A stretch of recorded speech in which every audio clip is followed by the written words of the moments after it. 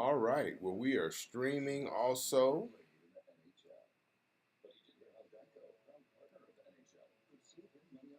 I'm sharing to my network. Those of you Cool. who have tuned in early, if you haven't shared us yet, please do. Yes, and I'm tweeting out that we are broadcasting live. Fantastic.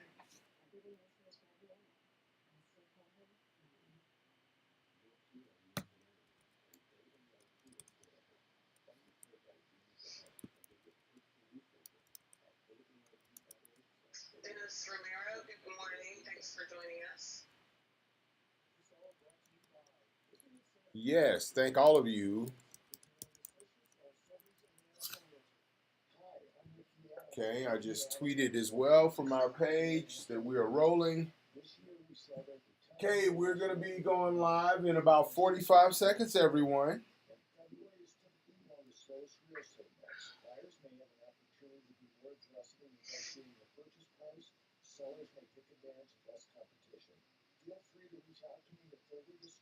So, I want to just thank everybody for being here. We've got a great show coming up, which includes Beth, uh, a great interview I had with Congressman Clyburn. Yeah, that's going to be a really good segment. Everybody's going to want to tune in for that, for sure. In case you have not been paying attention to local politics, y'all, or national politics, here we go. Now, open your mind to Santa Fe's non-GMO, purely organic source of common sense. This is Call to Reason with your hosts, Loveless Johnson III and Beth Cope, here on KTRC, Santa Fe's news talk leader.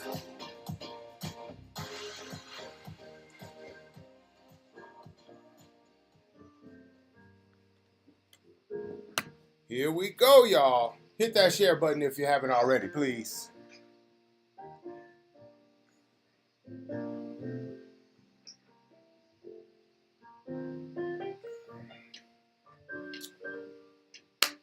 And welcome to everyone.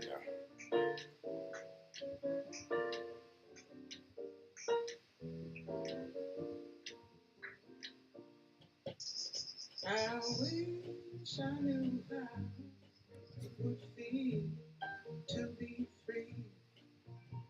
I wish I could break all the chains holding me. I wish I could say all the things that I should say them loud, say them clear, for the whole round world. I wish. Welcome, everyone. Welcome one and welcome all. You're right here with Loveless and Beth on Call to Reason. 807 right here from the studios of Talk 1260 and 1037 KTRC, Santa Fe's news talk leader. Good morning, Beth. Good morning, Loveless. How are you today? I am excellent. We've got a nice sunny day here in Lower Manhattan and Jersey City, New Jersey. A little chilly, but excellent sunny weather. Can't complain. Awesome. Well, Beth, it's good to have you again here with us on Sunday. And folks, welcome to Call to Reason. We got a great show set up for you today. A lot to talk about still. You know, there's been some more drama this week. The acting attorney general, acting being the operative word, certainly put on a great act in a clown car show in front of Congress in congressional hearing today, and this week, and we're going to talk about that. We're also going to talk a little bit about what's been happening with this whole threat of the next government shutdown. And Beth, I had a chance to catch up with the House Majority Whip, Congressman James Clyburn from South Carolina, and we're going to play an interview that I had with him and get his feedback on what he thinks the prospects are for another government shutdown, and some other key issues. I asked him about the progressives, the newbies, and his response was interesting indeed. So y'all make sure you stay tuned for that. And of course, coming up later in the show, Beth will be telling someone who deserves it to shut the hell up. I will. And you're going to tell someone that they need to sit their ass down. That's correct. I will absolutely be doing that as well. So, lot to talk about. Shutdown potential. What's happening with the Mueller investigation? Looks like the news, the wagons of indictment are beginning to circle around Donald Trump Jr. He's speculating among his friends that he may be indicted. And the big speculation among pundits is what will happen next.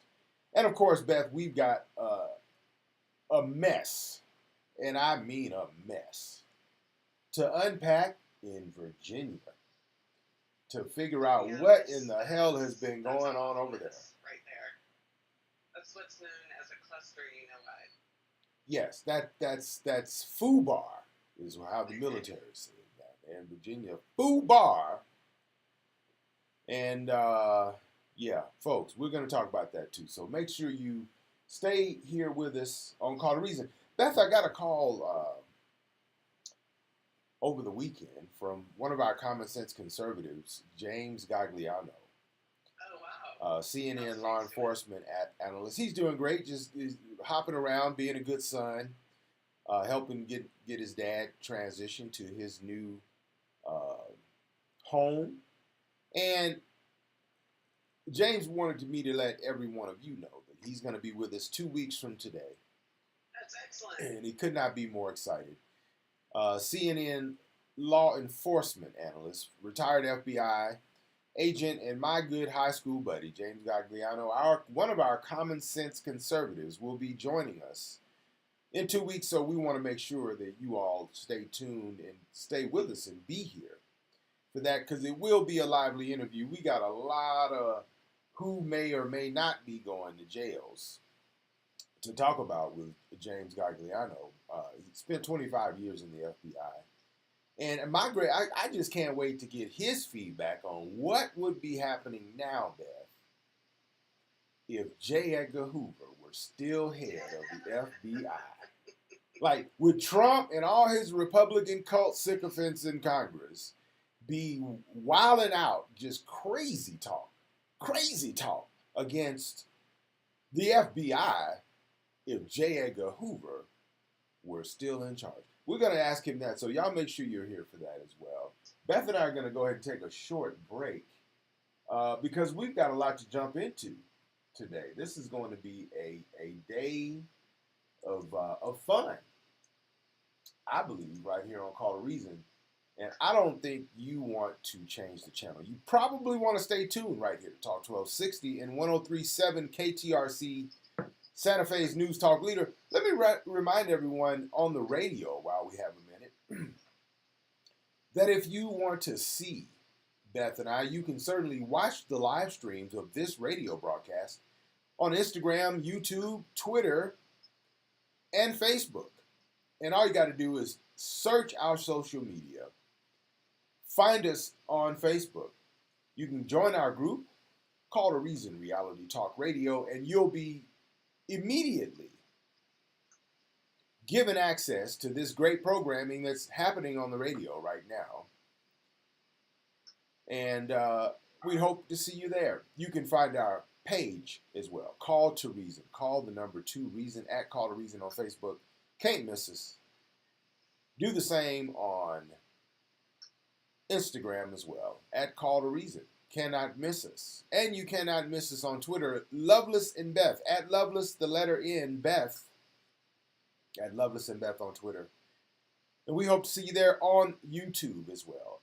Just find us, Call to Reason, on YouTube. Call to Reason, Reality Talk Radio. We're social, and we hope you'll get social with us. Share, follow, and let everybody else know they can also join Team Red Pill. If you'd like your voice to be heard on the radio today, wherever you are, all you got to do is dial 505-424-1260. and we'll let your voice be heard. In the meantime, you all stay tuned. It's 27 degrees on our way to a high of 45 here in Santa Fe. 8:14, you're on Call to Reason, and we'll be right back. Everybody loves the sunshine. Sunshine. Everybody loves the sunshine. Stay tuned for more Call to Reason, Santa Fe's Common Sense Checkpoint, here on KTRC, Santa Fe's News Talk Leader.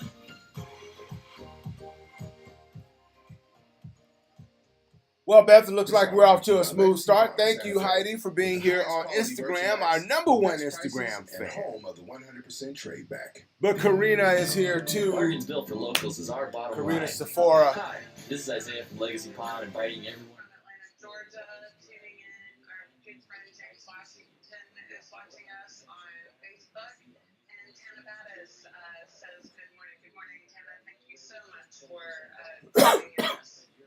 And also, Brother Shahid is here with us on Instagram from the bright and productive fields of Taylor Hood Farms. That's right. Love the people. Feed the people. Taylor Hood Farms. Watching us on Instagram. See, Brother Shah, we rep, man. And we love you. Good to see you, Lion Brother James Washington, our loyal fan and co-founder of MA3 Patriots. We're going to make America America again, and we're going to do it in bright and shiny fashion in ways that are good for this country. And, folks, we want to just thank everyone for being here as well. And, again, good to see you, Tana. Patsy Trujillo, my dear friend, former state representative and former Obama administration official as well. Now just chilling out in the office of our illustrious Senator Tom Udall. Patsy's all the way in D.C., but she's a proud New Mexican in Santa Fe and Norteña. We love you, Patsy. Thank you for being here with us. Folks, we've got about a minute, 2 minutes, minute and a half, I guess, and we're going to be back on the air doing what we do best. Leah Stillwell says, good morning from snowy Seattle. Good morning, Leah. Hey, y'all had the most of y'all. They had the entire year's worth of snow in one day over there. I guess this weekend. Big one. Big one. So enjoy that. It's beautiful here in Santa Fe this morning. Little chilly though. What's it like over there, Beth? It's very sunny and actually quite nice. Let's see. The temperature here is 29 degrees. It did not feel that cold this morning. But on Tuesday, according to the weather, we might get a bit of snow. But this last week, we actually had a day that was almost 60 degrees. It was sunny. It was glorious. It was a nice little break from almost zero temperatures we had the week before. So it's good here. So, Beth, we're also going to play for our listeners this priceless, and I mean priceless, video from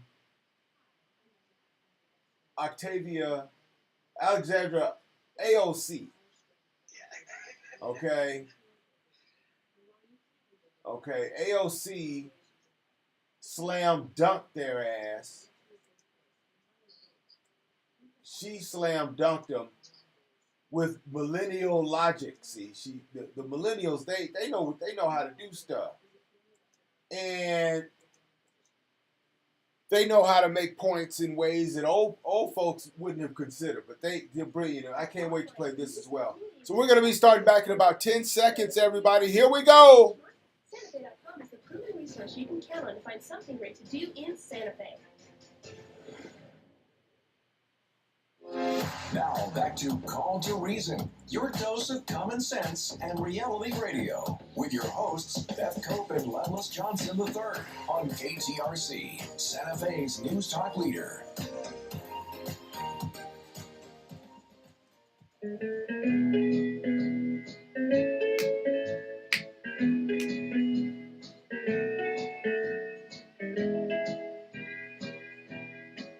I went down to the river to watch the fish swim by. But I got to the river so lonesome I wanted to die. Oh Lord. And then I jumped in the river, but the doggone river was dry. She's long gone, and now I'm lonesome blue. 8:20 a.m. right here from the studios of Talk 1260 and 103.7 KTRC, Santa Fe's News Talk leader.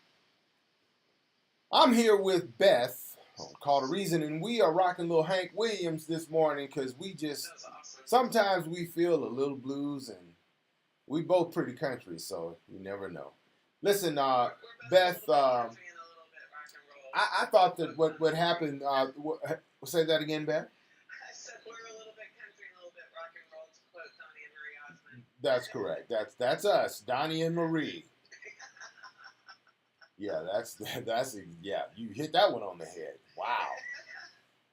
Yeah, Beth. You know, Congress is this new Congress is what, a month and a week old, 5 weeks old, something like that.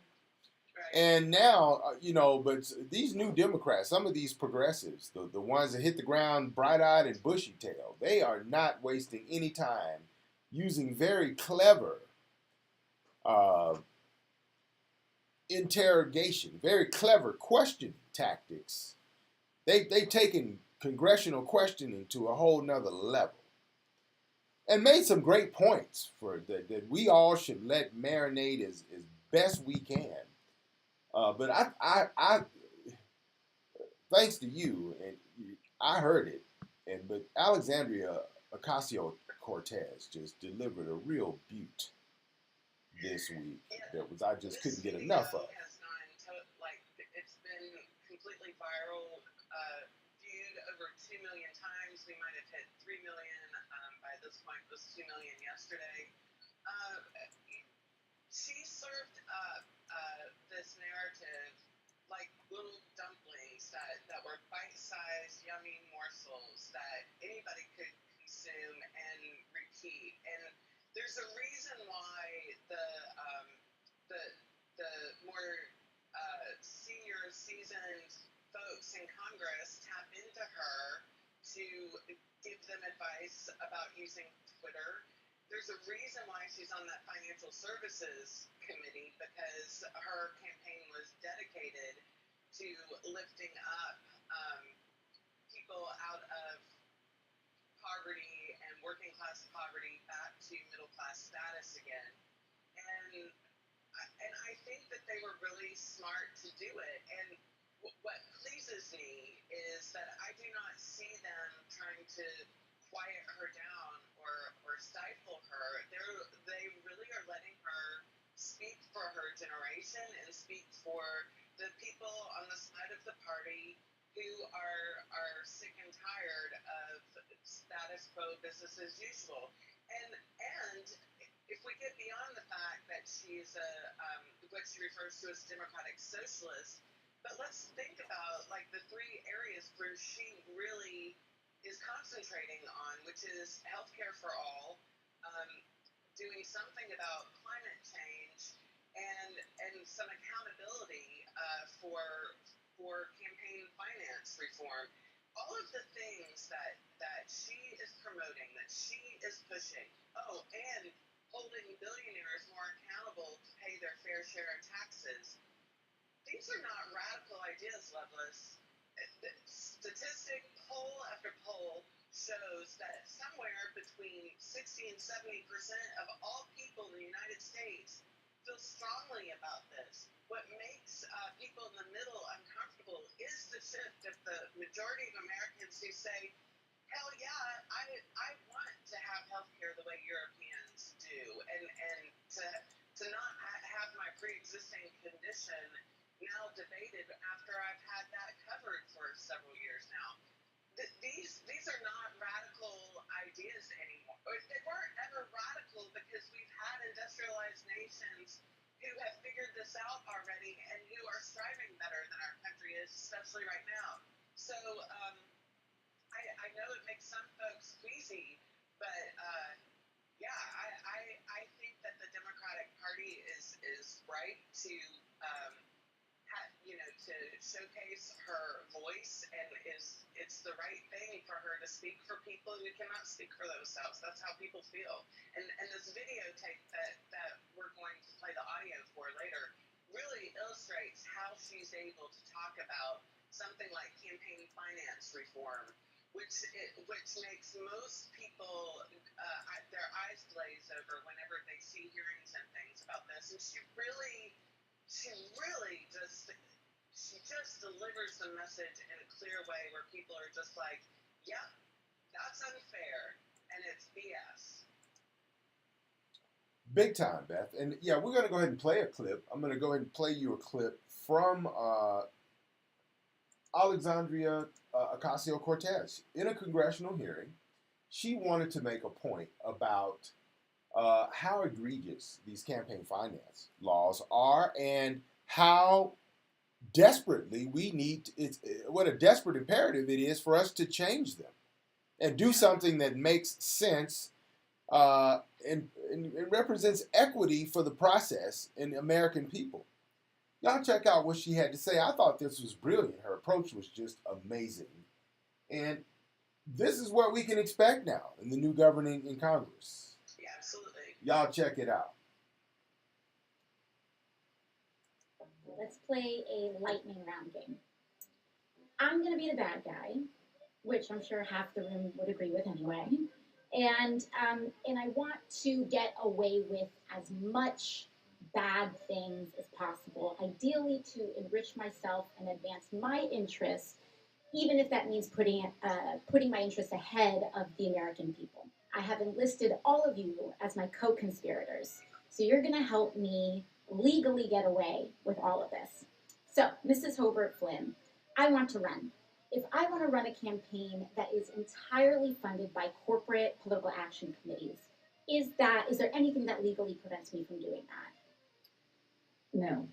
Okay, so there's nothing stopping me from being entirely funded by corporate PACs, say from the fossil fuel industry, the healthcare industry, big pharma. I'm entirely 100% lobbyist PAC funded.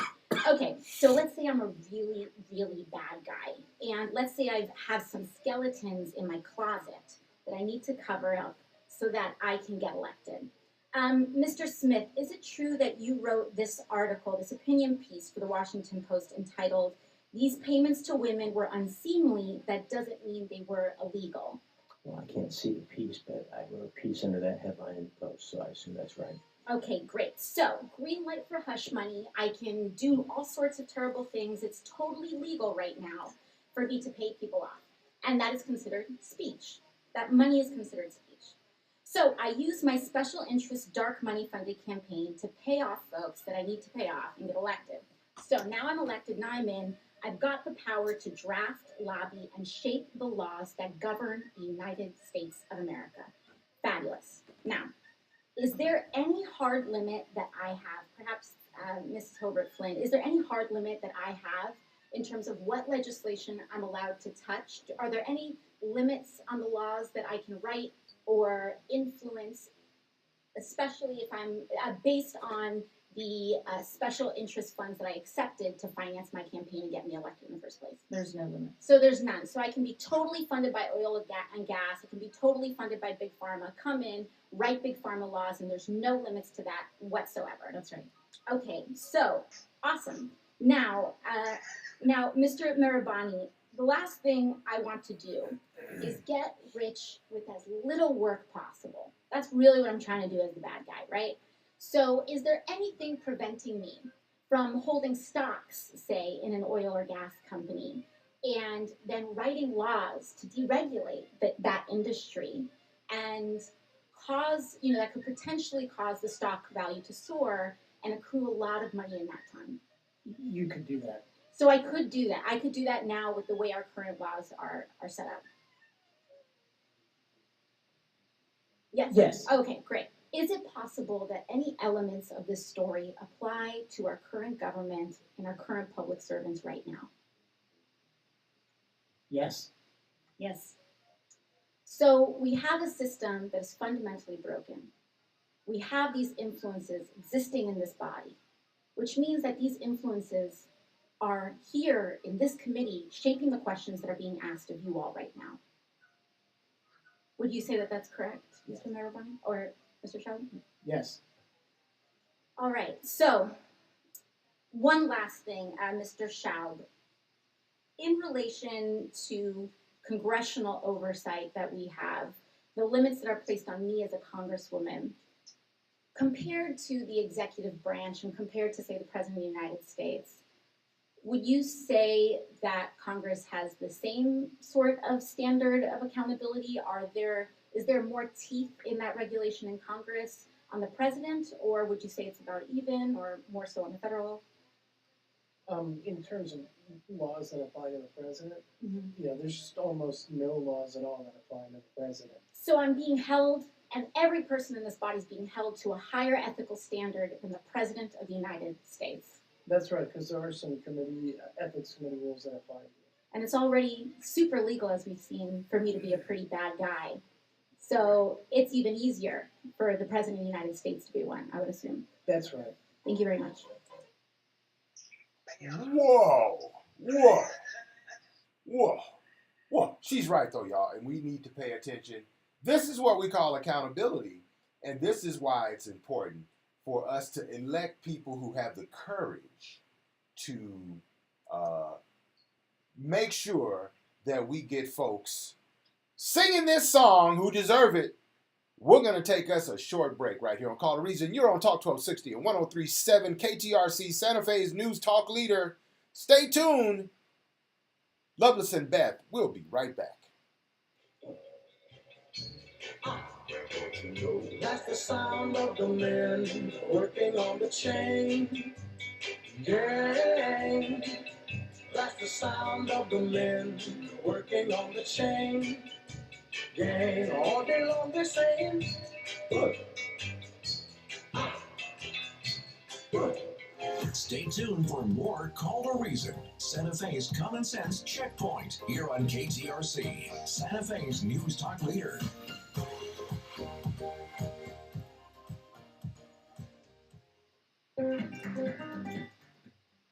Okay, everyone. Thank you for being here again. And AOC, man, she's rocking it, right, Beth? I mean, that was brilliant, and this is what the American people need, because it's difficult to. First of all, but it's so much more complicated. You know, when you were a kid and you watched, at least for people my age and Loveless's age, there was a thing called Schoolhouse Rock. On Saturday, and there was a set called I'm Just a Bill, and it's actually so much more complicated than that. But the average person, it's too much to consume a committee process of how bills and oversight happens and what the law says and doesn't say, and it's purposefully cloudy when it comes to campaign finance and the laws and regulation there, because people want that. I mean, the people who are in power, they want that to be in the closet. They don't want that to be as transparent. And it is true. Up until Trump, people really didn't care that much about it. Like when you have candidates running for office, and even as somebody who's managed campaigns, and we would find things like this on our opponents and stuff, people just didn't really care because they just assumed that politics were dirty and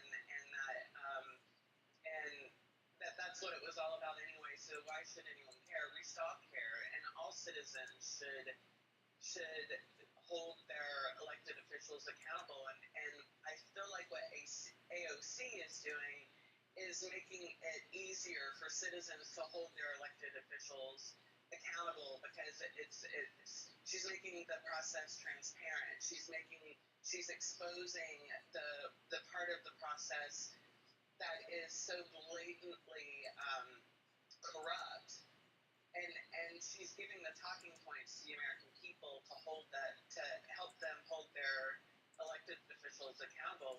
This is what we've been needing, and I love it that she's doing this work and helping us out so that we can communicate to our elected officials better. Yeah, that's really important stuff. Maureen, good to see you. Wonderful singer here in Santa Fe, Beth. Amazing vocals. Sounds like Aretha Franklin and a whole bunch of other amazing voices that could just bundle up into one. Jazz, blues, R&B. Great vocals. Awesome. My cousin Erica Simpkins just joined us from Vegas. Awesome. Hi, Erica, thank you for tuning in. Good to see everyone. Hit that share button if you haven't already, y'all. Please hit that share button. And let everybody else know they too can join Team Red Pill. And we're going to be going in about 20 seconds, y'all.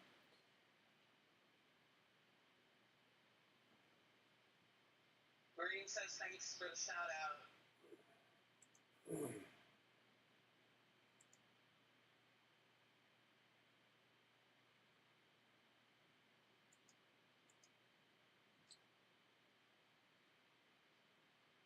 Here we go. Now back to Call to Reason, your dose of common sense and reality radio, with your hosts Beth Cope and Loveless Johnson III on KTRC, Santa Fe's news talk leader.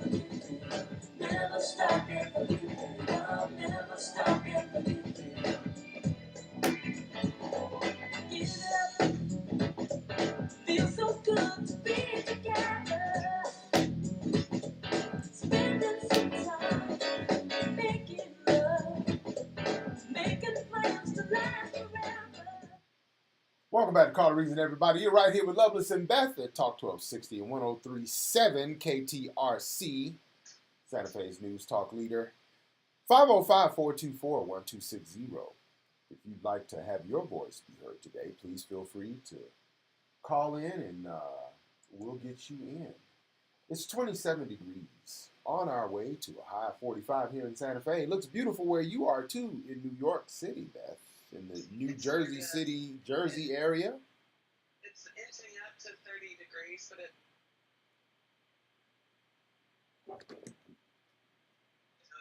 not even a bad 30 degrees. It's nice. That's awesome. So let's just jump right back to where we should be on our quest for the alternate to alternate reality. Beth, in Virginia, we got a mess like you would not believe, and I'm at a loss. Now we've got a second accuser of Lieutenant Governor Justin Fairfax, and this woman came with corroborating witnesses, folks who she told about being raped by Lieutenant Governor Justin Fairfax, when it happened, apparently. Back in 2000, she shared this information with her friends. Not quite sure why a police report was not filed or charges brought, but we do know there are more than one person that recall being told and having this incident shared with them, and they're all prepared to back her up. This represents a real problem for Lieutenant Governor Fairfax. And what do you make of his prospects now? This is serious business, Beth. It is serious business, and what we know about women who don't report their rapes, there are a lot of women who do not report their rapes as a crime. In fact, I'll just go out and say I'm also a victim of sexual assault, and I did not report my assault. I mean, it has to do with shame and feeling like you're not going to be believed and not wanting to re-victimize yourself and repeat the story over again. But there's a variety of reasons why women don't report the crime. This does present a huge problem for Justin Fairfax, and what I'm seeing a lot of Black women that I follow on Twitter, leaders, who are concerned about Me Too and who are very politically active and vocal. Essentially, their message to women is if you were there for Blasey Ford, then you need to be there for these women too, and I will be there for these women and support them. And at this point, there's no reason for us not to, or for us to stand back anymore. That's my point of view. I support these women. They have a credible story to tell, and at this point, Justin needs to probably step down. And this poo storm in Virginia just keeps getting worse. And on another note of it's not just what we found out also this week is that it's not just the Democrats who have issues of wearing blackface and apparently posting racist pictures in yearbooks. We now know that the Republican majority leader in the Senate is guilty of doing the same thing, and I'm going to present myself with the I Told You So award. It's my Little League Baseball championship trophy. For those of you on the radio who are not viewing us on Facebook, but I'm presenting myself with the I Told You So award because the first thing I said when, one of the first things that was out there, people who cover campaigning and stuff in the news, why didn't opposition research pick it up? And I nearly went on every reporter who said that on their Twitter feed and said, I imagine that the Republicans elected to keep that glass house intact, and I'll be darned if that isn't exactly what happened, because the if the Democrats are guilty of doing this kind of stuff, you better be certain that the Republicans are, and they're not going to throw a stone at a glass house. And so that to me, it's a poo storm. What people need to remember about Southern Virginia, Richmond and below, is that Richmond was the seat of the Confederacy when they were not made to take down their flags and monuments. A lot of these monuments were erected during the Civil Rights era, and they were never treated like a defeated nation, except for when it comes to the economy, and except the North did take over the South in terms of economy, but when it comes to pride in what they did, pride in slavery, and that Southern pride piece, unlike what happened in Nazi Germany, where pretty much all of that was like, no, you will not erect monuments, you will not have street names, there will not be a swastika. It was all considered against the law. That did not happen in the South. And so the South was not properly treated like a defeated nation, And this is why we still have the problems we do today, particularly in Southern Virginia. I could not agree more.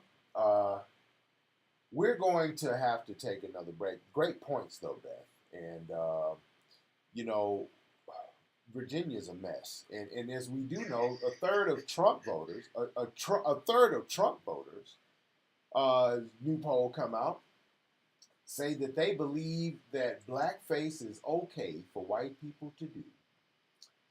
And therefore, you know, there's just a lot of momentum now with white supremacy, you know, continuing to try to shine. And it's still a problem. And so Governor Northam has his problems. Lieutenant Governor Fairfax has even bigger ones that I think ultimately are going to bring him down further. And Virginia is in a state of total mess right now. And I'm sure the Republican Party there cannot be happier. But at the end of the day, in reality, who's really suffering are the people of Virginia and the work that needs to be getting done there. And we got to go and take a short commercial break, y'all. Stay tuned, because when we come back, I'm going to go to the interview that we had with Congressman and House Majority Whip James Clyburn. He joined me while he was here in Santa Fe, New Mexico, earlier this week, and I had a chance to spend some time with him. So we'll play that for you when we get back. You all stay tuned right here to Talk 1260 and 103.7. KTRC Santa Fe's News Talk leader. You're with Loveless and Beth, and you're on Call a Reason, and we'll be right back. And you can bet your life it rains. I tried to give a party, and the guy upstairs complains. I guess I'll go through life just catching colds and missing trains. And everything happens to me. Stay tuned for more Call a Reason. Santa Fe's Common Sense. All right, y'all. Thanks again for being here with Loveless and Beth. We're having a great time being here with you. And we've got a lot more to talk about. I do have a great interview with Congressman Clyburn I managed to capture on Friday, I want to say it was, or Thursday. It was African American Day down at the state legislature, and he came all the way from Washington and spent time with the good colored folk here in New Mexico. And it was a great time, a great visit, though. He gave great remarks to a joint session of the New Mexico legislature. Mimi Stewart, Beth, told me to give you a big kiss. When I said to her, oh, you should have seen the look on her face. When I said, now, Mimi, you know, I'm on the radio with our good mutual friend, Beth Cope. She forgot all about me. All she wanted to talk about was Beth Cope after that. So she's a great person, great legislator. She really champions public education over there. And so just a really great person to know. And I'm sure that her constituents are happy to have her representing them. Yeah, she's a powerful senator now. She does a great job doing what she does. Yeah, we are having a great time. And so, yeah, Beth, do you want to give us any clues at all about who may indeed have to shut the hell up this week?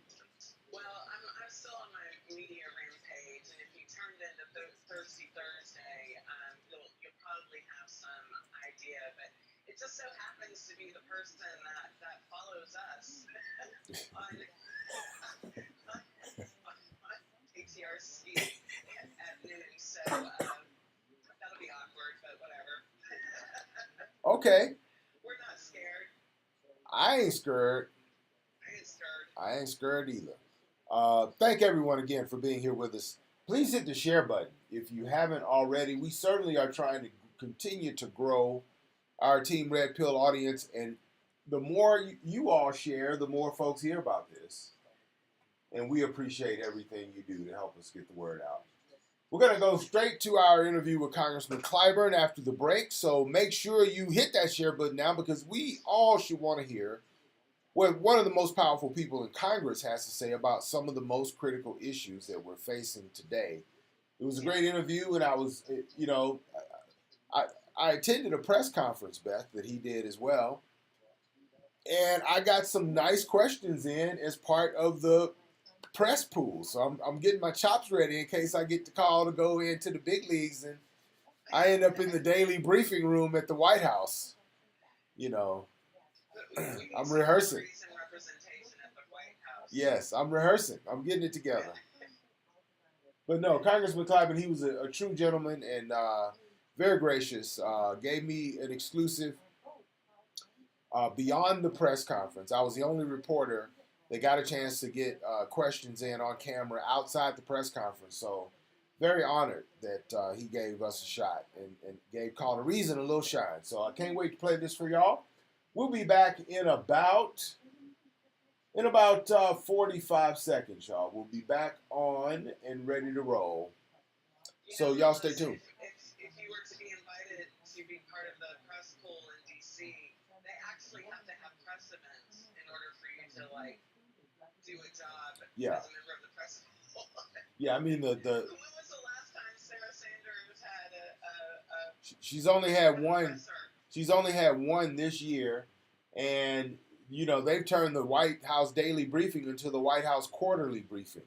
I mean it's ridiculous. 10 seconds, y'all. Here we go.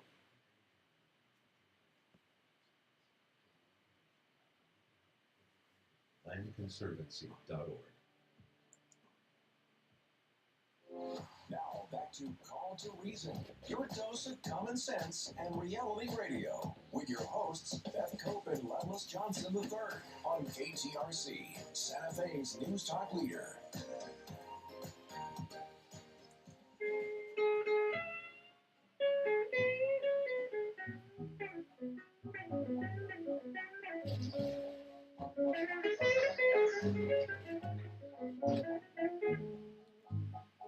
I need someone's hand to lead me through the night. I need for someone arms to hold and squeeze me tight. When the night begins and until it ends, I need your love so bad. Welcome back to Call to Reason, everyone. 8:51. Right here from the studios of Talk 1260 and 103.7 KTRC, Santa Fe's News Talk leader. Beautiful, sunny Sunday morning so far. Looks like we are going to have some clouds here a little later today, though. Going to start to get cloudy. It's 31 degrees right now, on our way to a high of 45, and we have a slight chance of showers today, perhaps some snow tonight, and looking for a high of 34 tomorrow, definitely with snow here in Santa Fe. So continuing to have a great season, Beth, here in Santa Fe. Let's get right back to what we were doing. I had a chance to interview Congressman James Clyburn, the House Majority Whip. He was recently here in Santa Fe, New Mexico, honoring African American Day for our House Majority Leader, Cheryl Williams Stapleton. Had him down for African American Day at the state capitol here in New Mexico, and we had a chance to get some time with Congressman Clyburn and get an interview in that I found very insightful. So I thought I'd share it with you all and let you know Call to Reason is working hard to gain access to the people whose voices we need to hear from. Because citizen action matters, and holding them accountable is what it's all about. So we're going to continue to stay on top of voices like the one we are about to hear right now. Ladies and gentlemen, here's a clip from my interview with Congressman James Clyburn, a Democrat of South Carolina, who also is the U.S. House of Representatives Majority Whip. Congressman Clyburn.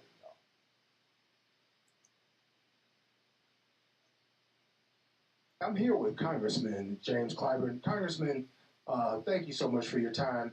A lot of Americans are concerned that in a week we might have another shutdown. Do you have any predictions on that? And how do you think negotiations are going right now with the Congress? Well, I'm not going to predict anything about that. I just read this morning that the conference committee feel that they're in a good place, and they are going to produce something. They intend to produce something by Monday, which will give us time. We don't go back until Tuesday, and hopefully we can take up whatever they do on Tuesday.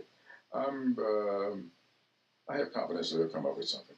Do you have confidence that the president will continue to work with Congress to prevent a shutdown and not drive people back into suffering? I don't know how you ever reach a level of confidence with this president. Congressman, here in New Mexico, we're especially concerned that you all allocated $6.7 million for veterans suicide prevention last year. President Trump only spent $57,000 out of that money, whereas President Obama's last year, he ran 15,000 plus radio commercials supporting veterans. President Trump ran 8 last year. What can be done to hold him accountable for this spike in veteran suicide? Well, I don't know what can be done to hold him accountable, but I think we need to make public these statistics you just shared with me. I think that one of the things we've got to do is have more transparency in our government. And that cuts both ways, not just in what we produce and while we produce it, but once it's being implemented, we need for people to know exactly where this stuff is being held up. Because all too often, Congress gets a bad rap. When we only make the laws, we appropriate the money, but we have no authority to spend the money. And when it's being bottled up in the executive branch, as is the case here, even if you were to take the so-called border wall that he wants, he's not spending the $1.6 billion we gave him years ago. Nor are they paying attention to all the tunnels that we're discovering as well, which is a huge problem, I see. Sure. That's why I've always advocated for what I call a smart wall, a wall that would have scanners to burrow deep, have drones to keep it, make it too high, and X-ray equipment. If we were to do that, really secure the border, and not worry about building a monument, we'd be fine. And so I think that that's what I think the Congress committee is going to do. You've got a whole new breed of Democrat in the House now. You've got Congresswoman Alexandria Ocasio-Cortez promoting the Green New Deal. Where are you on some of the new members and some of the more progressive ideas that are coming in this big tent called the Democratic Party? Well, you know, I remember coming through politics as many of them are. I understand those feelings and emotions, and I honor them. I think that the passion that they are demonstrating should be a part of our government. The compassion that many of us develop should be a part of our government. And the extent to which we'll be successful is reconciling those two things, making sure that our passion is matched by our compassion. And I think the country will be much better off. Should New Mexicans be excited about the future, Congressman, with the Democrats in charge? Well, I am. And I think that we're going to get this country to a better place. If nothing else, people will know what this government is doing because we're going to be open and transparent. We're going to have hearings on legislation. We're not going to be passing anything in the darkness. And people who are affected by the legislation will be invited in to participate in helping us to develop it. Can you hold the president accountable and investigate with responsibly and also govern at the same time? Absolutely. We can all walk into government at the same time. This whole notion that you got to do one or the other belies what our government is all about. That's why you have committees. Let the committees do their work. Judiciary Committee will be doing a lot of this work involving the president, and so will the Ways and Means Committee. Others of us, Homeland Security, will be doing its business, and we've got 9 other committees, 10, that'll be doing their work. And all of this stuff is being done simultaneously. So you don't have to wait on one committee to finish its work before another committee picks up. That's the notion that I don't know where it came from, but it's far off base. One final question. There's been a lot of controversy over all the stuff going on in Virginia. We've noticed the Democrats have remained transparent and held their own accountable. What can you say about that and about the overall new mood of accountability and transparency in Congress? Well, I think that all of us got to be aware we are living in a new environment now. Everything you do these days will be done almost instantaneously. People will be able to tune in on your actions. And I think that all of us in public life are going to have to do a much better job of policing ourselves. And those people who aspire to public life, they better do a much better job of conducting themselves, even at the high school level, not even to mention what takes place in the college level. Congressman James Clyburn, y'all. Thank him for his interview. We'll be back on the other side of the news. Y'all stay tuned right here to Call to Reason.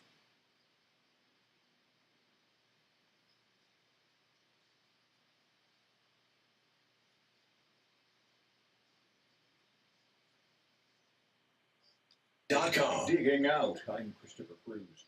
Virginia's embattled lieutenant governor now says he wants a formal investigation of allegations of sexual assault. So Virginia's lieutenant governor says he is going to request a full investigation of these issues, these sexual assault. He won't resign until the results of the investigation are published. But he wants fair hearing. He won't be the victim of a witch hunt or some sort of whatever it is he's saying it is. So that's where we are so far with this, Beth. And So, at least he's calling for a hearing. We recall the Kavanaugh hearing. They tried everything they could to make sure that Blasey Ford did not get her hearing and did not get her say in front of that Senate committee hearing.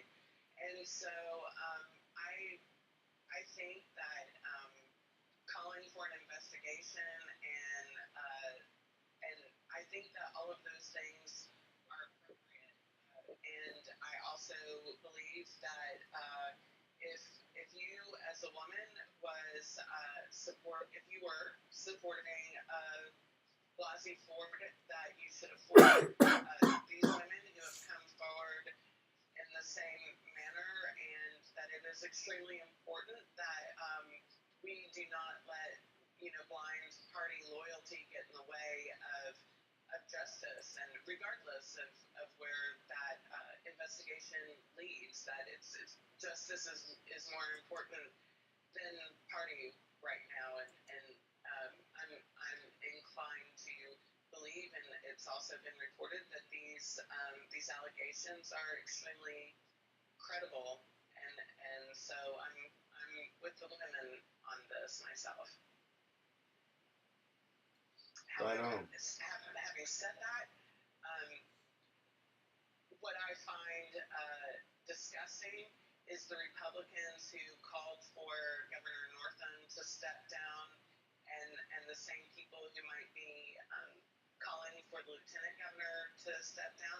If you are a GOP member and you are asking for this kind of accountability in Virginia, but you do not have the background and reputation for holding your own accountable in the GOP, you should just shut the hell up. Yeah, big time. And the Virginia Republican Party did ask for Northam, demanded that Northam step down. Now, what about their Senate Majority Leader? Are they going to demand the same thing? Live by the sword, die by the sword. Jackasses. That's right, and Beth, that's a point that I think we can all agree with. Is that accountability has to be equally applied. Yes. There really is no reason for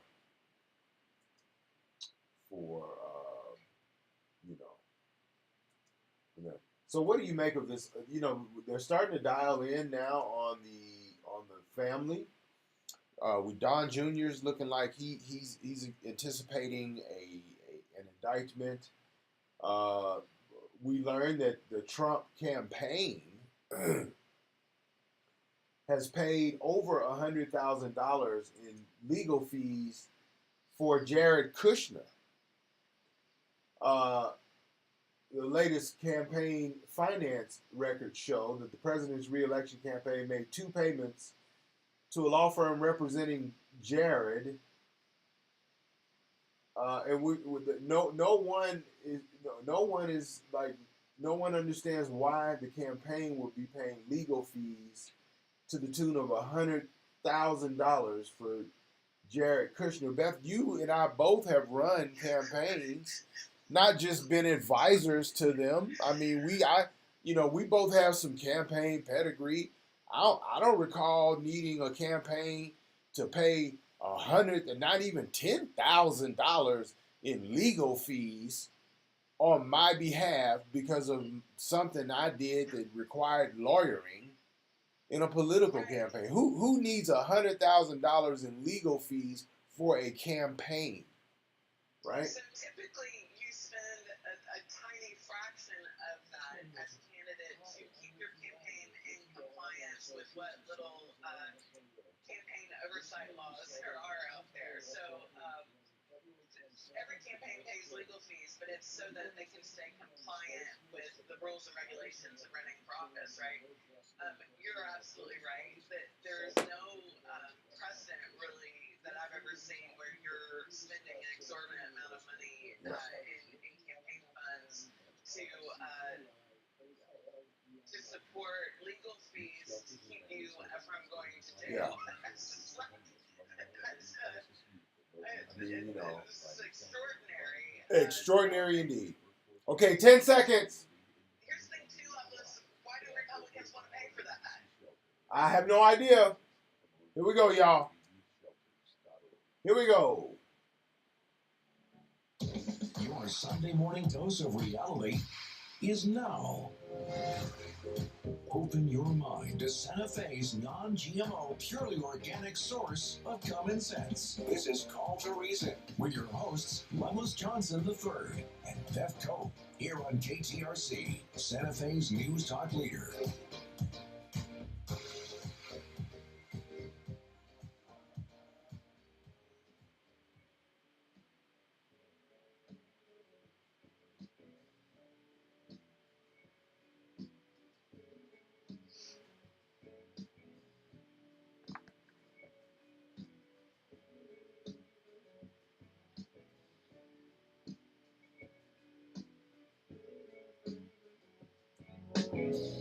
Are we really sure? Can a love that lasted for so long still endure? Do I really care? Hey, let's talk about the distractions going on elsewhere. I keep hearing footsteps, baby, in the dark. Oh, in the dark. Why? I keep hearing footsteps, baby, in the dark. Oh, in the dark. Ooh. 9:07, right here from the studios of Talk 1260 and 103.7 KTRC, Santa Fe's News Talk Leader. You're right here on Call to Reason with Loveless and Beth. And Beth, speaking of footsteps in the dark. That was a nice Valentine's Day track, Loveless. Yeah, there you go. Footsteps in the dark. Jared Kushner's legal fees are being paid by the Trump campaign to the tune of $100,000 plus. And we're all wondering what the hell is going on with that and how would he need to get money for that. And so, yes, the Donald Trump Jr. speculating that he's about to be indicted. Ivanka is denying she knows anything about anything. Eric is still rambling on about being a self-made man and that people ought to work for what they want. Yeah, they're all hearing footsteps in the dark because Mueller's shoes are getting louder and louder. Beth, another little interesting tidbit that came across my desk, Beth, was this idea that a Tennessee clinic swindled the military out of $65 million. And this is a report on the heels of us finding out that over $21 trillion of government taxpayer money has gone unaccounted for at all in just two departments, housing and urban development and the defense department. 21 trillion in over a 17-year period.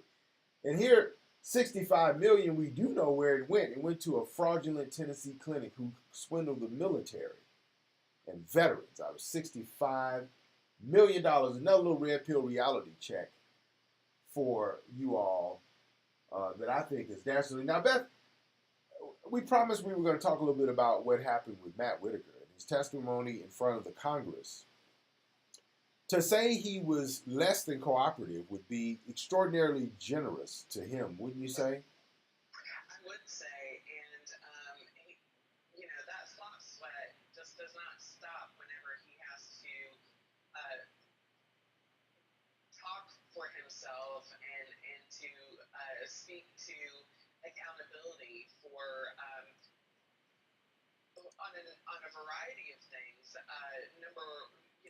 Number one being the idea that he auditioned for his position in the first place, casting doubt into the Mueller investigation, and seeing someone really sweat out these questions that are obvious questions that he knew were going to be asked and still could not answer them directly, definitively. He was defiant, and defiant is even being generous. He was absolutely 100% disrespectful. He was incorrigible. He was incorrigible. He even interrupted the chair of the committee, Congressman Nadler, to quip with his smug, smart-ass white boy style. I see your 5 minutes are up, Mr. Chair. See, this is why they don't allow people like us in Congress, Beth. Okay, because one of us would have come across the dais and punched that SOB in the throat. Man, if I had the gavel, my goodness. I would have thrown it at him. Yeah. Yeah. This is why we don't need to be in Congress, Loveless. No, they just let us stay on the radio where we can't harm anyone. Where we can't harm anybody. So we're in our proper place. I want to play a little bit of what Sheila Jackson Lee went through with him. She interviewed him, and she wasn't having his shenanigans. She didn't like what he was saying, and she tore into him. I just want to get a little bit of play just a touch of how frustrated she was and how she expressed it. Because it was just a farce. But this whole thing was just, it could not have been more ridiculous. He couldn't have looked more guilty. Yeah, it could not. He could not have looked more guilty. Y'all check out what he had to say to her.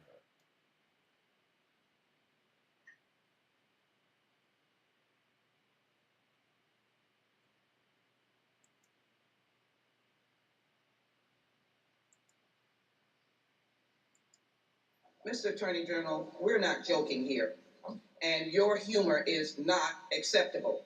Now, you are here because we have a constitutional duty to ask questions, and the Congress has the right to establish government rules. The rules are that you are here. So I need to ask the question, and I need to have my time restored so that you can behave appropriately. I will behave appropriately as a member of the Judiciary Committee. I'm asked a question. Did you have a confirmation hearing, and have you not yet appeared for an oversight hearing? Congresswoman, I am an acting Attorney General. I have been appointed according to the Vacancies Reform Act, and I have never appeared in front of Congress for any hearing, even when I was United States Attorney. I'm asked for a yes or no answer. Is that? Yeah. Let me. Prime example. Died. It was a simple yes or no question, but he had to go into all this rigmarole instead of just answering the damn question, Beth. It could not be more vexing for a member of Congress to have time wasted with such, and again, if you are truly doing what you're supposed to be doing on behalf of the American people, if you are handling America's business with distinction, with honor, to the best of your ability, you don't have to evade, you don't have to deny, you don't have, because none of these shenanigans come up, Beth. They don't come up. He bloviated and puffed up his resume as an answer, which was a non-answer to her question. Loveless, what he did is actually just a disgrace. It's a disgrace to our country. It's a disgrace to the oversight that Congress is supposed to have.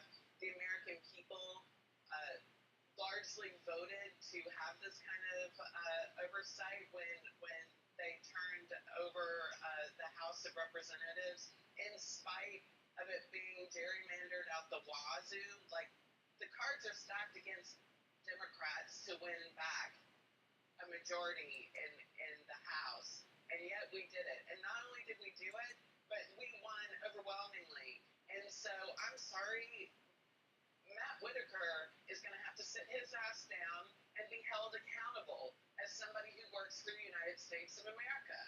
And we also found out, Loveless, on Friday, that two of the members of Congress are balking at the idea that Nancy Pelosi and the Democrats are asking for the president's taxes. And every modern day president has let the American people see their taxes. And these two congressmen, these two Republican congressmen, are saying that if Nancy Pelosi is successful in doing this, then it means that the privacy of American citizens and their tax returns are in jeopardy. No, because Congress is not overseeing the average American citizen's tax returns, because the average American citizen is not in the House of Representatives or in government. Not to mention the fact that the average American citizen simply can get audited anytime the damn government feels like it. We got to take a short break, everybody. We'll be right back on the other side. And when we do, it's going to be time for the moment we all wait for every week. And that's when Beth gets to tell somebody who deserves it to shut the hell up. So y'all stay tuned. Y'all don't want to miss it. You're right here on Talk 1260 and 103.7 KTRC Santa Fe's News Talk Leader. If you'd like to have your voice be heard, give us a call right here at 505-424-1260. We'll be happy to have your voice be heard. In the meantime, you're on Call to Reason, and we'll be right back. Don't live too fast. Troubles will come. They will pass. We'll find a woman, and you'll find love. Don't forget, son, there is someone up above. And we'll sing.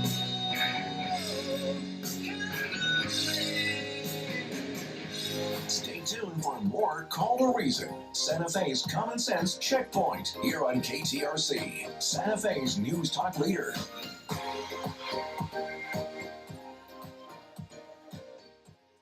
This hour brought to you by Legacy Pawn of Santa Fe. With the highest quality merchandise, the best prices, and home of the 100% trade back. Bargains built for locals is our bottom line. Hi, this is Isaiah from Legacy Pawn, inviting everyone to come explore the widest variety of new and used merchandise in the city, where we offer 100% trade back with receipt on musical instruments, jewelry, and firearms. Jewelry repair and layaway with just 20% down.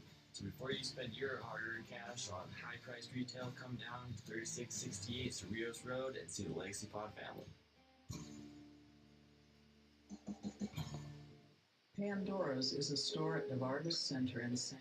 All right, y'all. Thank you again for being here, Beth. We can't wait to hear who's going to shut the hell up. Who's the lucky winner this week? Well, I thought that I would keep it a secret, but if you tune in to our Twitter account, nice. Those of you who are on Facebook, please also follow us on Twitter. Our caller account is at Loveless, the letter N, and Beth. Loveless and Beth. And then I'm getting ready to tweet out who's going to have to shut the hell up right now. Sweet.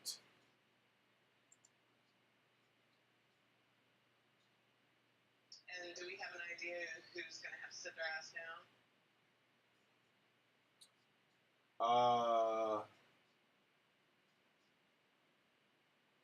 Say again? Who's going to have to sit their ass down?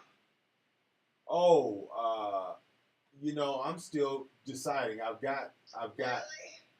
Yeah. Is it because you have too many to choose from? That's it. I love it.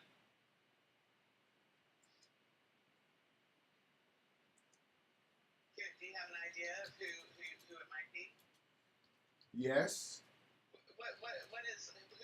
Who's the field of candidates? Of course, Donald Trump is always a candidate. Roger Stone is a candidate. Donald Trump Jr. is a candidate. Oh, that's a good one. I think Ivanka Trump needs to be a candidate one day. She needs to sit her ass down.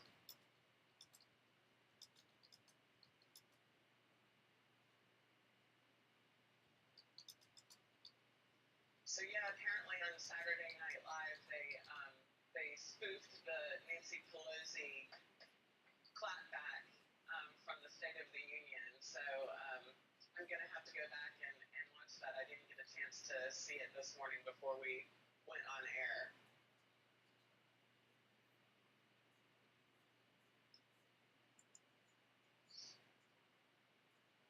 All right, folks.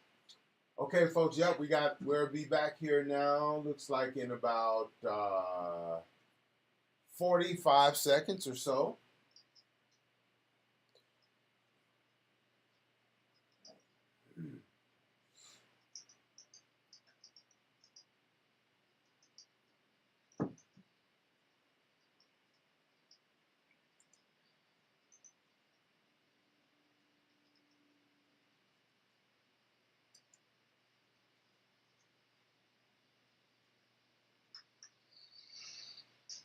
So I'll give a little hint. The person who has to shut the hell up today just so happens to follow Loveless and I on KTRC after our show is over. So I've probably totally given it away now. Yeah. Okay, here we go. Now back to Call to Reason, your dose of common sense and reality radio, with your hosts Beth Cope and Loveless Johnson III on KTRC, Santa Fe's news talk leader.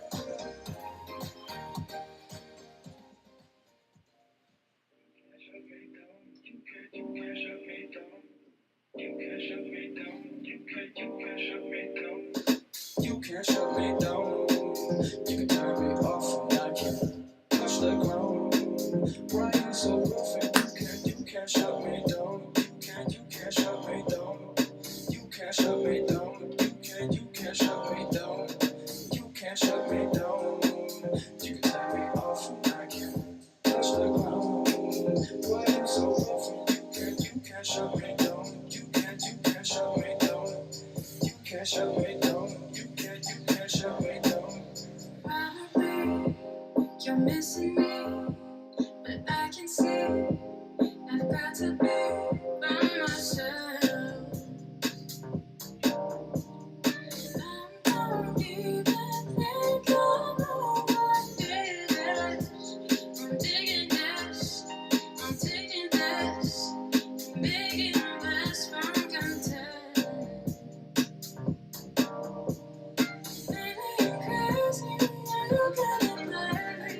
You can't shut me down. 9:23, right here at the studios of Talk 1260 and 103.7. We're jamming this morning. And you can't shut us down, but Beth is definitely getting ready to make somebody shut the hell up, though. Beth, who is our lucky winner this week? Well, I don't mean to make things awkward about Shut the Hell Up because this person happens to follow us after our show is over. But if it's Sunday, I'm obsessed. And this Sunday, I'm obsessed with Chuck Todd. On Thursday, at the end of his show where he does his I'm Obsessed segment, Chuck Todd totally went into some sort of narrative where he was comparing the Benghazi hearings of Hillary Clinton to the current hearings or the forthcoming hearings, holding the President of the United States accountable for this chaos that he's introduced with Russia, with campaign finance, the list is a mile long. And somehow Chuck Todd thinks that these two things are equivalent. And he even ended his segment wondering if Dems will be happy with their result if they overreach, like the Republicans did. Happy. Really? Do you think that the Democrats and the American people are interested in holding the president accountable to make us happy? That's absurd. I would suggest that this is more of a horse race analysis, but in a horse race, there's at least winners or losers. What Chuck Todd does is more like tit-for-tat analysis. It's boring, banal, and uninformative. He portrays our leaders as two-dimensional figures looking to score points, and certainly those exist. But isn't it time for the media, not just Chuck Todd, but in general, the mainstream media, to validate the majority of Americans' desire for transparency and accountability with this administration? Chuck Todd, what exactly is your purpose? Especially since Chuck Todd's peers take every opportunity to go to red states to validate a false narrative about economic anxiety, when study after study shows that it was racism that pushed Trump voters to pull the lever for Trump. After everything he has reported about this administration, why does he continue to gaslight the majority of Americans who want oversight based on his own reporting, based on the reporting of his network? How can he report all of this and then trivialize what seems to be just a narrow opportunity to learn about what happened and hold the President of the United States accountable? How can, after everything the network has reported, how can they continue to end or to continue to portray on their show a cautionary tale about overreach and both sides BS? After all the network's reporting, how can we even take that seriously? I miss Tim Russert. Every time I see Chuck Todd do this, I miss Tim Russert and I miss accountability in our media. Chuck Todd, until you can hold people accountable, shut the hell up. Just shut the hell up. These false narratives, they just have to go. Shut the hell up. Here, Beth. It is time for the false narratives to leave.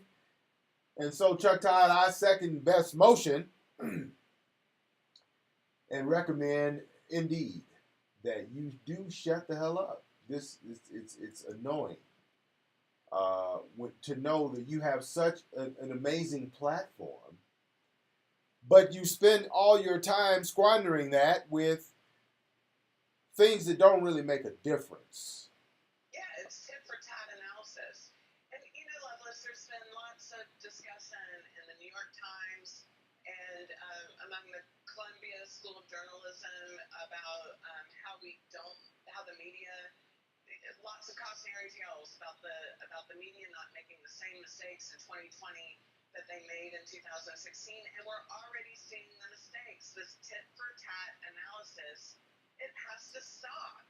Like, we need real information based on facts. And the American people, after this election, we have demanded that this presidency be held accountable, that it be transparent, and that we find out the facts of what's going on. And the idea that he is calling this, spinning a cautionary tale about overreach is absurd. And that's why he needs to needs to shut the hell up and report on the process. Report on the facts that are born out of these committee hearings that will hopefully provide transparency to the American people. That's absolutely correct. And we have to be mindful that accountability is actually what we need.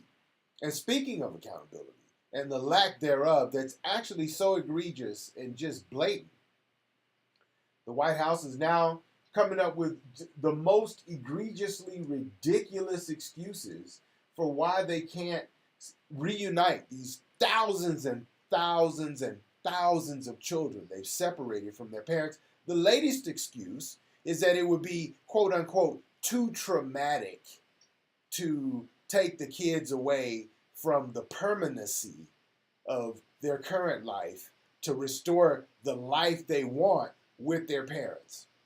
They're claiming to be too traumatic, among the other excuses that they're using. And in hearings this week, administration officials simply admitted they don't even know an accurate number of how many thousands of kids they have stolen away from their parents, many of whom are now in the adoption pipeline being run by a company that has financial ties to Education Secretary Betsy DeVos. There's enough corruption going around. Beth, we got to take a short break. But that red pill reality check is one I needed you all to know. We'll talk more when we get back. And of course, it will be time for somebody who deserves it to hear from me. And they're going to get a great invitation to sit your ass down. Make sure you stay tuned and come right back with us here on Call to Reason.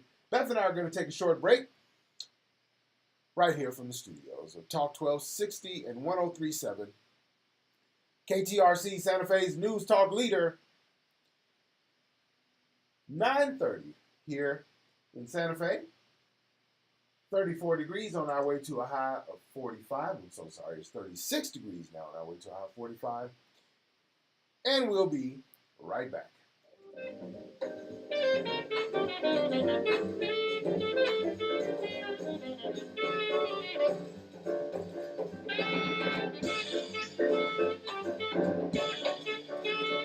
Stay tuned for more Call to Reason, Santa Fe's Common Sense Checkpoint, here on KTRC, Santa Fe's News Talk Leader.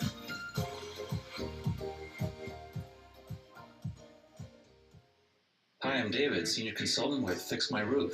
You know, for me, customer service and educating homeowners is always my first priority. At Fix My Roof, we use the highest quality silicone product. Okay, everybody, thank you again for being here with us. I'm going to find the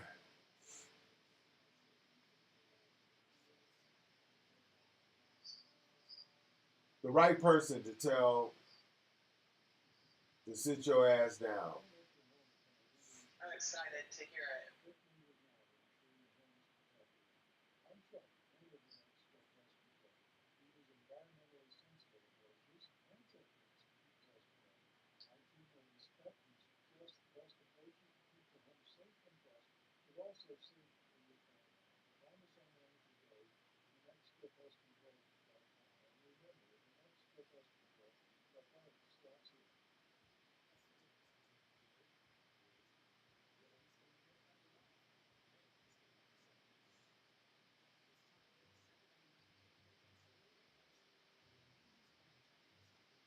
Oh, I know who it's going to be. I know who it's going to be.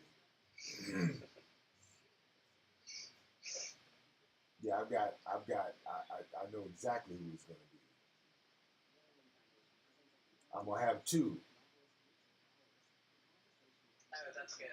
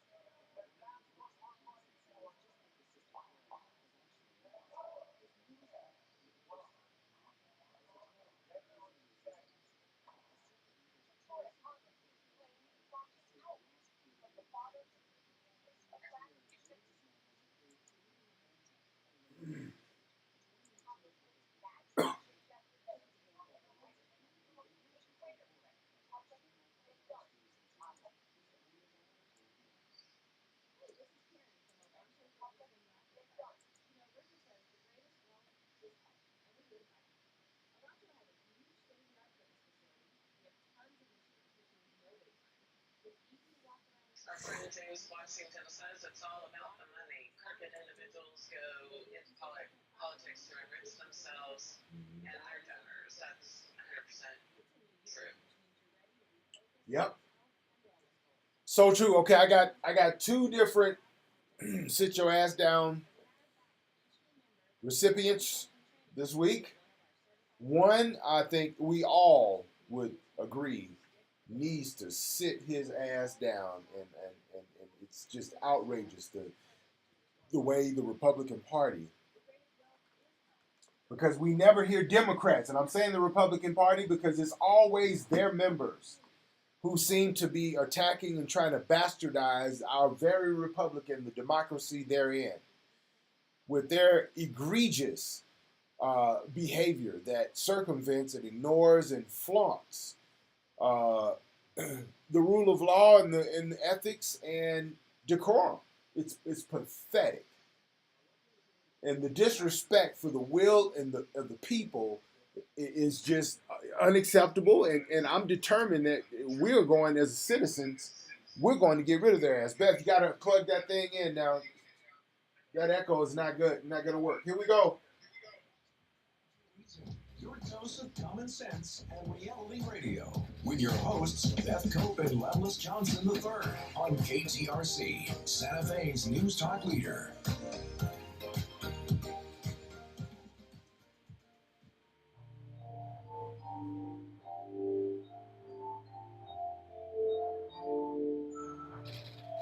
Yeah.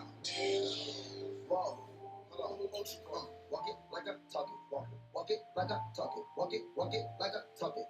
Walk it like I talk it. Walk it like I talk it. Walk it like I talk it. Walk it like I talk it. Walk it like I talk it. Hey. Walk it like I talk it. Walk it like I talk it. Walk it like I talk it. Walk it like I talk it. Walk it like I talk it. Walk it like I talk it. Hey. Walk it like I talk it. Walk it like I talk it. Take my shoes and walk a mile, something that you can't do. 9:36 right here from the studios of Talk Talk 60 and 103.7. You're on Call to Reason with Loveless and Beth. And Beth, it's time now for the right persons. In the case of this week, who've hit my crosshair. It's time for y'all to shut the hell up. But more importantly, time for them to sit your ass down. And we've got some great candidates this week. First of all, let me start off with GOP Congressman Matt Gaetz. Oh, that's a good one. Okay, GOP Congressman Matt Gaetz. It's I mean, like, wow. Completely insulted parents of Stoneman Douglas High School, children killed in the Parkland, Florida shooting, were in attendance at this hearing to discuss gun violence. And this fool, the only thing he could think to do was insult the parents and go to Trump cult talking points when it related to gun violence. And I want you to hear what he said, because it's so unacceptable. These people, again, because they must have got the memo, because they know that citizen action matters. They weren't having it. And then he tried to get them kicked out of the hearing after they overwhelmed him with real. Y'all check out what this fool had to say, and then their reaction. Sense of loss felt by those all over the country who have been the victims of violence at the hands of illegal aliens. H.R. 8 would not have stopped many of the circumstances I raised, but a wall, a barrier on the southern border may have And that's what we're fighting for. Well, Can you believe that this fool actually, this is what he thought it would be good to do? He's saying a wall on the southern border would have stopped an American citizen, deranged person from killing his kids. It's just totally unacceptable. And then he tried to have him thrown out of the hearing. So Representative Matt Gaetz, for trying to have American citizens who don't want to hear your crap, lies, you know, who don't want to hear your lies and your propaganda and your Trump cult talking points, and they want real governing, for you to say they have to be going out of the room. That's not how governing works. You work for them. They don't work for you. Sit your ass down. Okay? Sit your ass down. And every Republican member of Congress who voted for the tax sham, where hundreds of thousands, if not millions of Americans are waking up to the reality that their refund ain't coming this year, or in fact, they're going to owe the government. The chickens are coming home to roost. You lied to the American people. Americans are going to suffer as a result, but you are going to pay. In the meantime, all you GOP Trump cult members that ram that tax sham down America's throat, sit your ass down as well. Sick of you too. And on that note, oh, I'm so mad, Beth. I cannot believe it. I just cannot believe it. And, you know, we got to do better, folks. We got to hold these folks accountable. Fewer households are getting refunds, and that's a fact. Folks are already losing their minds. Ben Williams, a Republican lawyer in New York City, says, and I quote, "Last year I got $750 refund," Williams said. "This year I owe $4,600. Woo!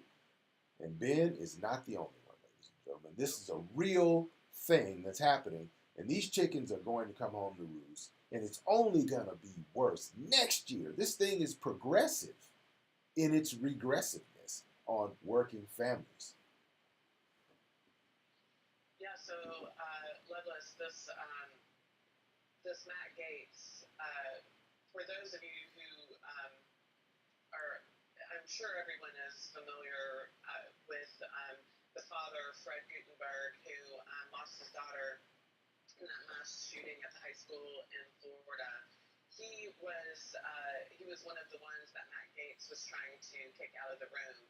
And there was another interesting moment in that committee, Loveless, where the chair just essentially said, what we say here goes into a congressional record, and we have to have a semblance of being truth tellers in this. And I'm totally paraphrasing. I agree. Essentially, he was saying we can't have lies going into the congressional record in a hearing where we're trying to find the truth. And the idea that you would just kick people out because they're calling you out on your BS is abhorrent. Yeah, it is. They do. They need to sit their ass down. They need to sit down. We're going to take another short commercial break. Beth, the battery on the iPad broadcasting our Facebook is about to die.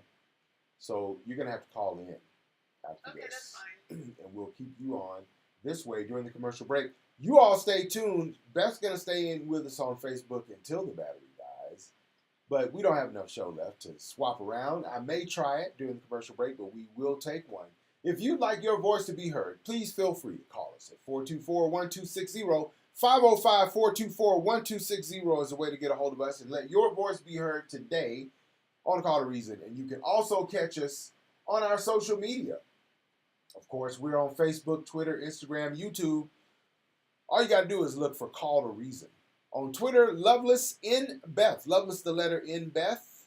Instagram at Call to Reason. YouTube, Call to Reason. Got a group and a page on Facebook. Call to Reason Reality Talk Radio is the group. Simply Call to Reason is the page. You cannot miss us, and we hope you'll find us. Share us, follow us, tag us. Join Team Red Pill and be a part of the conversation.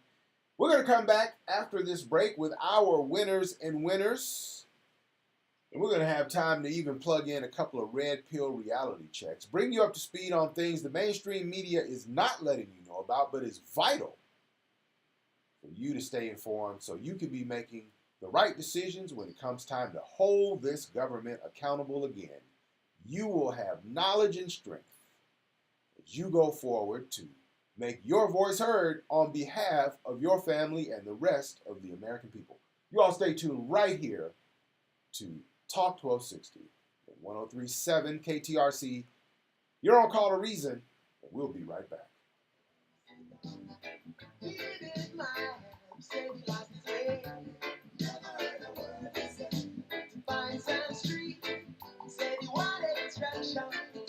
So I turned down the music to find that direction.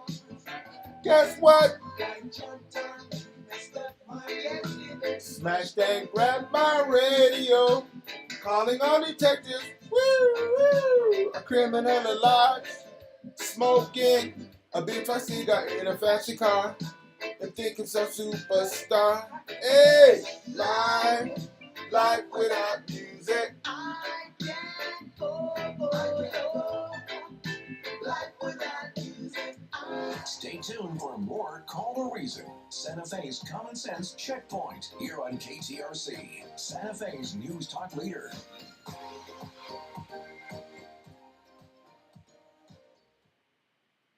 Okay, everybody. Do you want me to switch over to the phone now? If you notice that I'm no longer there, you can. It told me I had 5% battery left. Said 10, then 5. So I don't know how long the 5 is going to last. It's unusual because usually both my iPads are fully charged when I come in, but for some reason this one did not hold the entire time. You know, which is unusual. Who's your winner this week? My winner is AOC for the game, the corruption game. I thought it was cool. And the parents, the Parkland, Florida parents who stood up to Congressman Gates and called him out in real time on his BS. They're my winners. Those people, this is what citizen action matters, and this is what it's all about. And until we get serious about standing up ourselves, all of us, you know, this is not going to get better. It's only going to get worse. We have to be ready to fight with our words and with our votes and with our feet in the street, inspiring others to do just that, folks. We can no longer wait around. The cavalry's not coming. We got to get ready and get this done ourselves. Exactly. Period. That's just, we don't have a choice, everyone.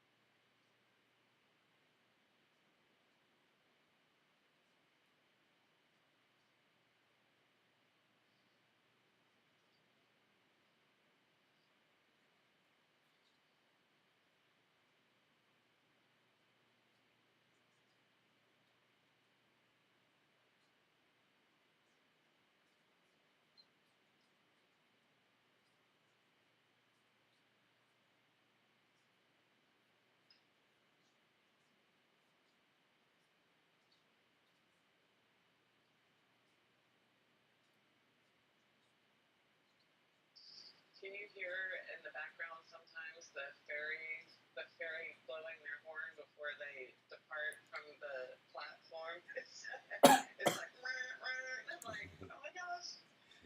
It's kind of a little bit of New York for the listeners, if you can hear it. That's kind of cool.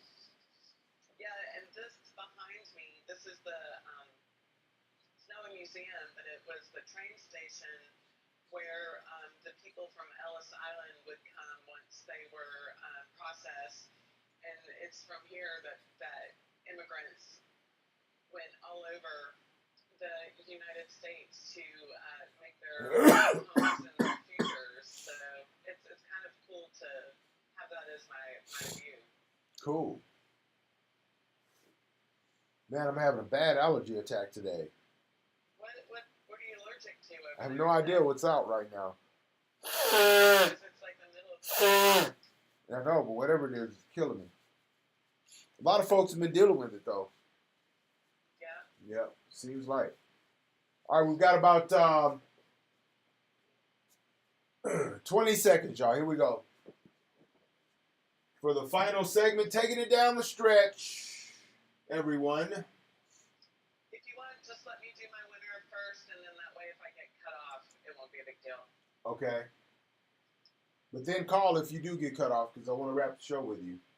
Yeah, we'll do. Okay, here we go. Call to Reason, your dose of common sense and reality radio. With your hosts, Beth Cope and Loveless Johnson III on KTRC, Santa Fe's News Talk leader.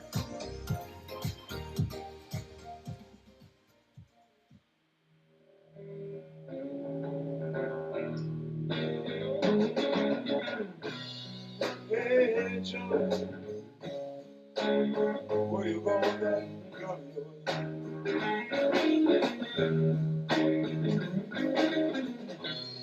Hey, Joe, where you going with that gun of yours?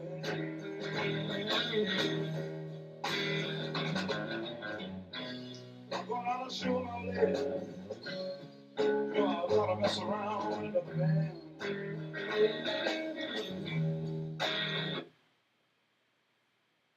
9:50 a.m.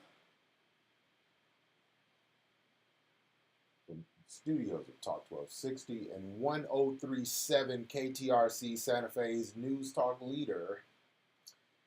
You're right here on Call to Reason with Loveless and Beth, and we're taking it down the stretch. And now it's time for our winners and winners. Beth, who is your winner this week? Who do you like? Oh, I don't know if we have Beth. She's calling in, though. There she is.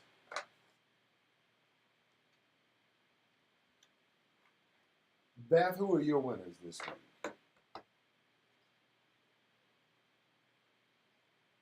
Guard and Major General Matthew Beavers. And this is because the California National Guard will not discharge their trans troops, and they are going to defy Trump and permit their trans troops to serve.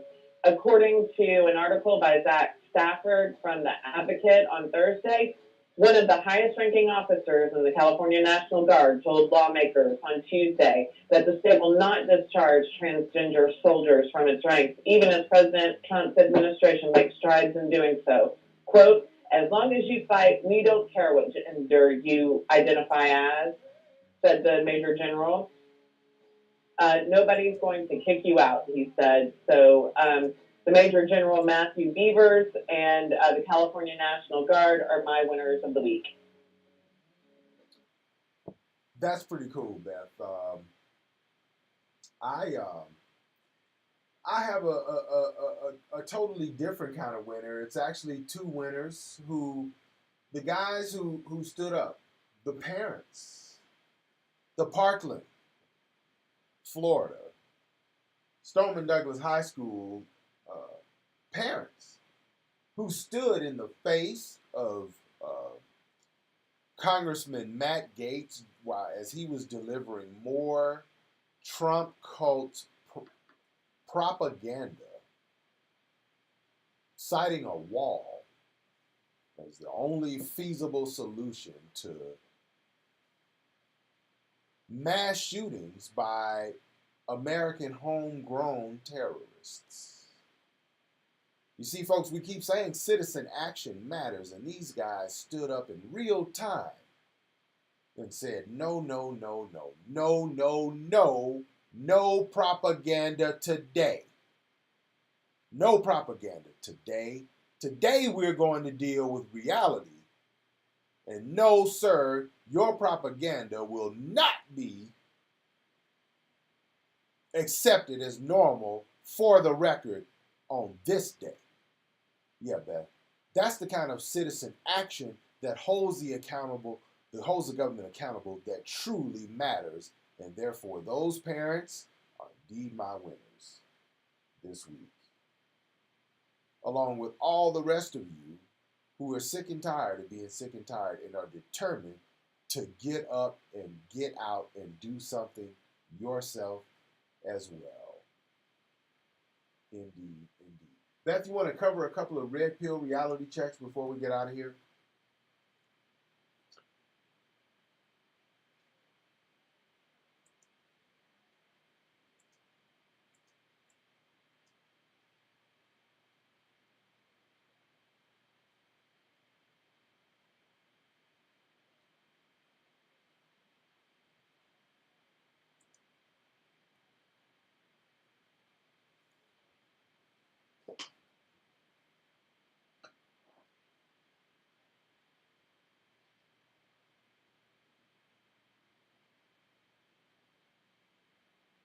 And that's a good one indeed. It's a good one indeed. We didn't get a chance to really talk much about the State of the Union address, but it was a chock full of lies. President Trump said the only way the economy will go okay is if no one holds him accountable. If we stop the investigations, then everything will be okay. He claims that that is the true solution.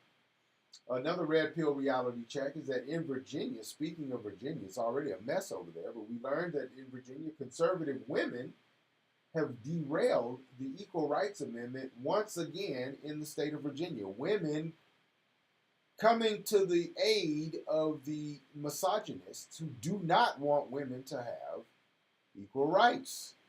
Imagine that. Absurd. How do you even, where do you even say something?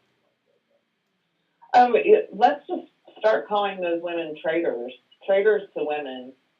Those are harsh words, but it's like the Handmaid's Tale and the wives and the aunts who are pushing down the handmaids in favor of whatever the white men want to do. So this is a page out of the Handmaid's Tale book in my view, Loveless.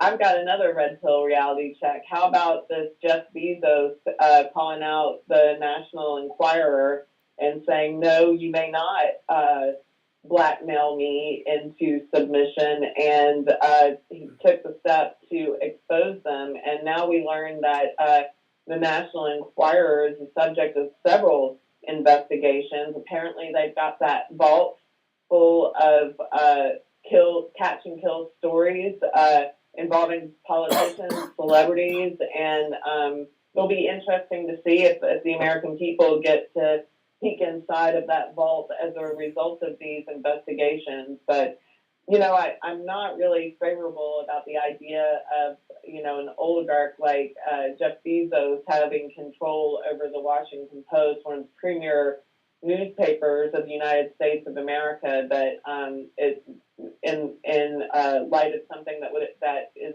probably very embarrassing for him. He did do the right thing and make it public, but I do think that as American citizens, we need to think hard about having oligarchs in charge of our media like this. Oh, indeed we should. And another quick red pill reality check on our way out the door.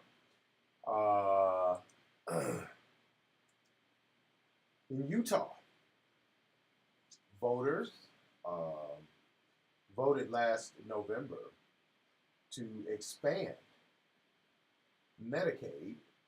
Yeah, back in November, voters approved the expansion of Medicaid. But on Monday, Republican state senators in Utah passed a bill limiting Medicaid expansion. And the Republican bill would restrict eligibility to those making less than 100% of the poverty level. And they're trying to change up what the voters voted for. Red pill reality check, that's not how government works. But the Republican Party, thanks to the bold ignoring of the rule of law by their leader, cult leader Donald Trump, they just refuse to even acknowledge the will of the people now. They're just going to do what they want to do. until you do what you need to do and get rid of them. So that's our last Red Pill reality check of the day. Beth, it's time for us to turn over the reins to your Shut the Hell Up recipient, Chuck Todd, and Meet the Press. They're coming on next. Beth and I love you, and we will see you again next week. Make sure you tune in throughout the week for Call to Reason's CTR on the Side podcast. We can't wait to be with you there as well. Beth, I love you, and we'll see you next week. All right, y'all. Y'all stay tuned for Meet the Press. You're right here on Talk 1260 and 1037 KTRC Santa Fe's News Talk Leader. You've listened to Call to Reason. We love you, and we'll see you next week.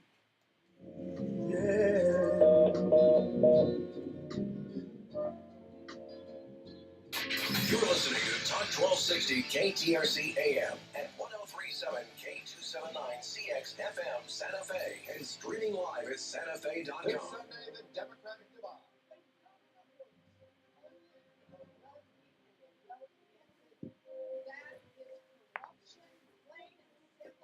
Some progressives are pushing hard for goals like a Green New Deal. But other Democrats worry they're being impractical. I know Congress won't pass that law. I'll ask Senator Michael Bennet of Colorado, who may soon join the race, about this divide. Plus, President Trump about to hit the road. Okay, y'all, thank you again for being here. We really enjoyed you, and we will see you again next week right here on Call to Reason. And we look forward to doing it soon. All right, y'all. Take care.